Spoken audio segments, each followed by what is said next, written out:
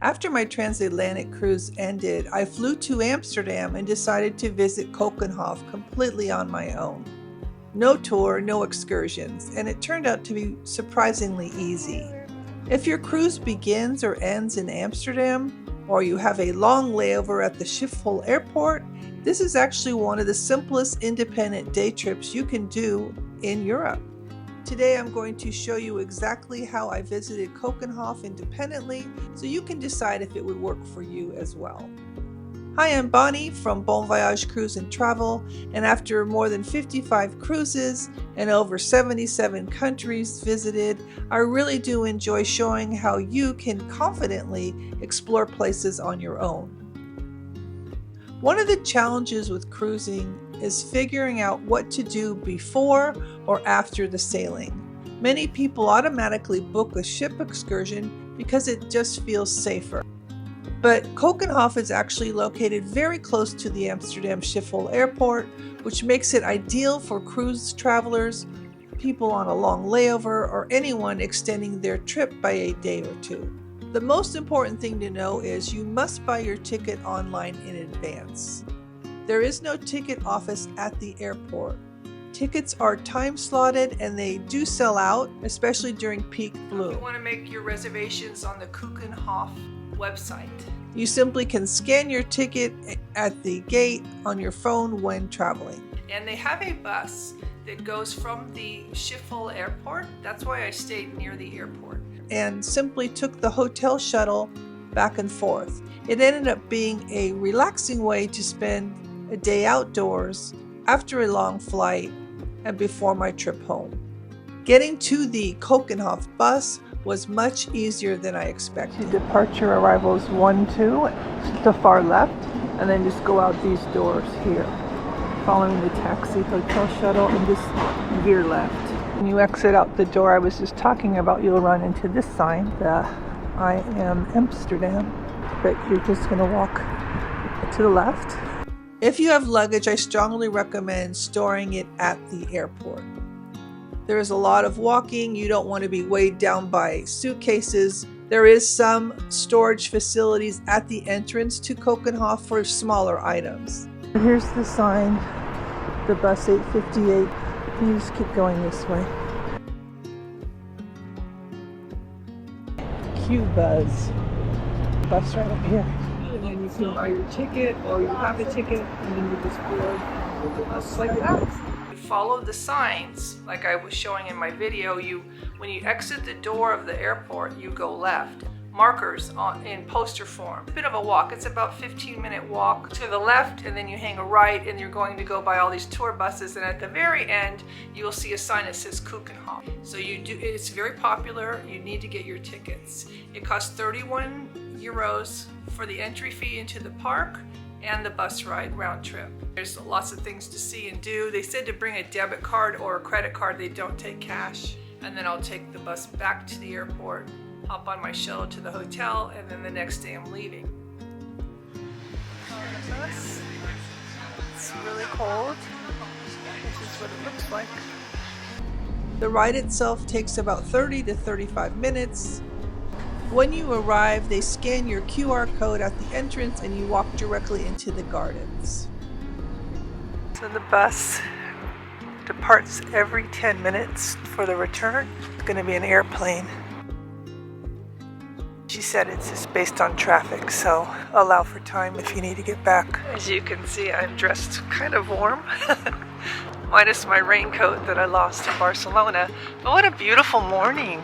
It is probably in the 30s right now. There's something about seeing flowers when the weather's so nice. I'm so happy it's sunny. Someone was saying it was so overcast when they were here, but how beautiful. And if you come early, there's not that many people here. It's so gorgeous and fresh. There are free fold-out maps available right inside the gate, and I recommend grabbing one to get the layout of the park. They have some bulbs for sale. My first impression was just how open and spacious it felt. Flowers are everywhere and very easy to navigate.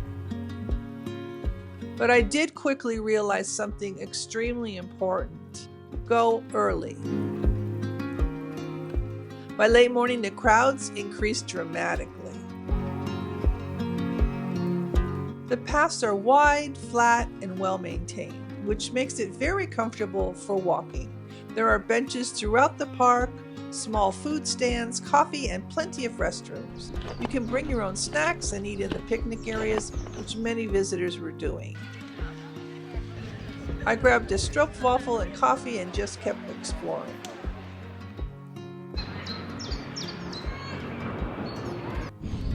It's difficult to decide which way to go. A horde of people went this way, but I believe this is where the windmill and the boat ride is.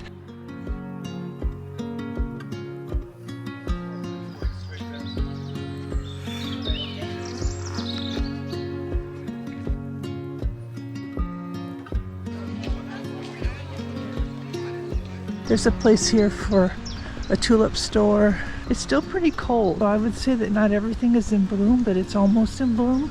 So they have a petting zoo. They said, watch out, the animals may bite. There's also a play structure over here. It's really cute. This is Juliana area. So pretty, peaceful. Everyone goes to the right, not to the left.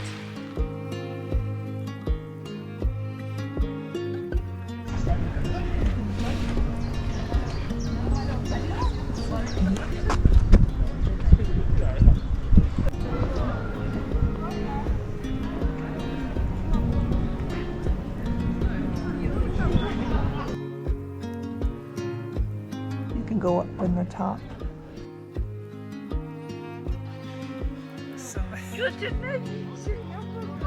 My recommendation, if you're going to do only one thing early in the day, is head straight to the windmill and whisper boat. The whisper boat costs an additional €10 per person. The boat seats about 36 people.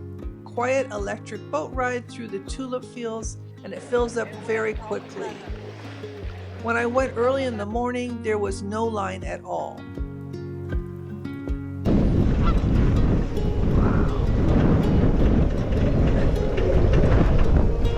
By midday, the wait times were very long, up to 2 hours. This is pink hyacinth, the fourth most popular.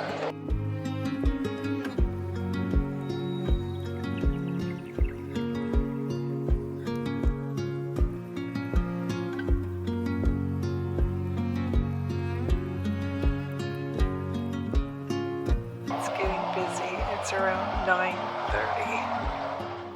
My biggest advice is to take one of the earliest buses. I left on the first bus in the morning, arrived right when the park opened. It was peaceful, uncrowded, and honestly magical. But by around 12:30, the atmosphere completely changed. Restaurants were full, lines formed for activities, and it felt more like an amusement park.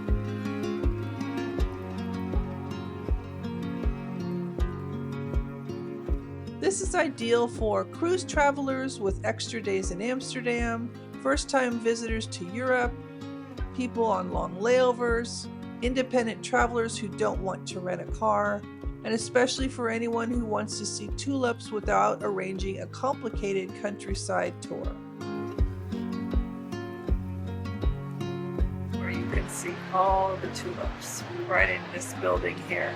It's rows and rows and rows of tulips, all different kinds. It's just so beautiful. And then of course the surrounding areas are beautiful too to walk around. This is really the heart of the tulips right here. So I'm sitting down in the Wilhelm Alexander building. I feel like I'm at a flower show. But again, this is only open once a year, and so I'm really lucky that my trip kind of coincided with this. I do notice there are a lot of people from Holland, America. Maybe they're here to take a trip. I've ran into a few people talking about how they're coming here just before their cruise or something like that. So that would be a good thing to do as well if you plan a trip around the March-April time. The indoor pavilions were a surprise. They had huge floral displays and unusual tulips you don't typically see outdoors. You can see it's like a greenhouse. So there's rows and rows of tulips on display.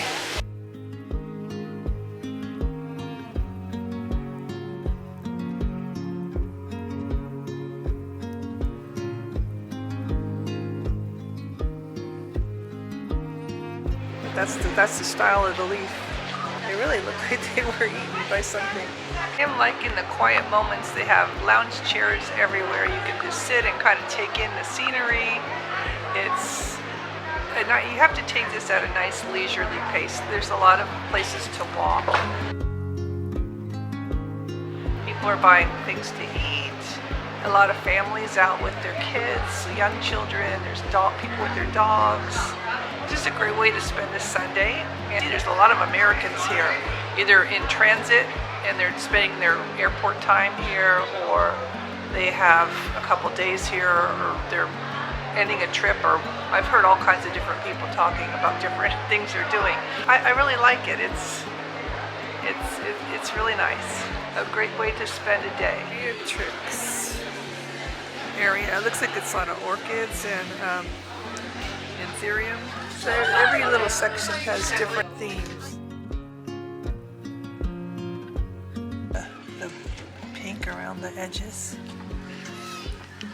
I really enjoyed my day here. It was peaceful, colorful, and easy to arrange on my own. Would I go again? Yes, but only if I could arrive early again. Going early made all the difference. The key to enjoying Keukenhof is planning ahead and reserving your tickets online. If your cruise starts or ends in Amsterdam, you truly do not need an expensive excursion to see this. It is very manageable independently, and travel doesn't have to end just because your cruise does. I'll have more extend your stays ideas coming soon. If you have found this helpful, informative, or you've learned something, please make sure you give this video a thumbs up and subscribe for more cruise and destination travel planning help. Thank you so much for watching. Happy cruising, and until next time.